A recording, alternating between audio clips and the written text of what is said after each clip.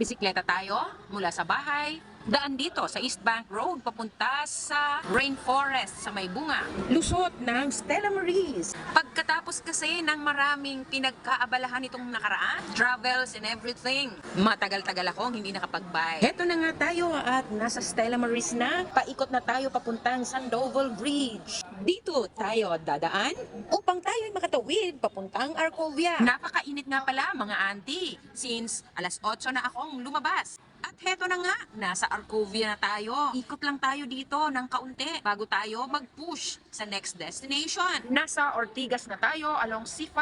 Napakasaya lang since tayo ay nakalabas sa araw na ito.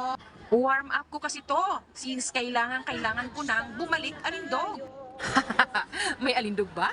Nandito na tayo sa Bridgetown.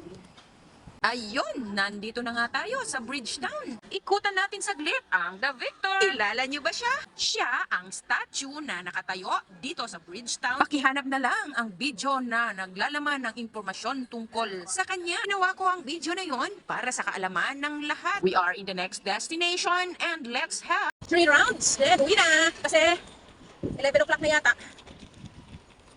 Right clicks! May event na naman dito. Ang gaganda ng sasakyan. The Victor, matatanaw mo yan dito. Iikutan lang natin ng saglit itong mga nakaparadang magagandang sasakyan dito. Mukhang may event sila na gagawin. At ito na nga, kita nyo yung ilang sasakyan, no? High-end cars, ang gagara.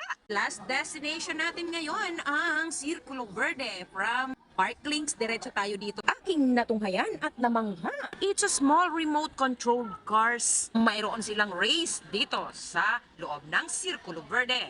Smile everyone!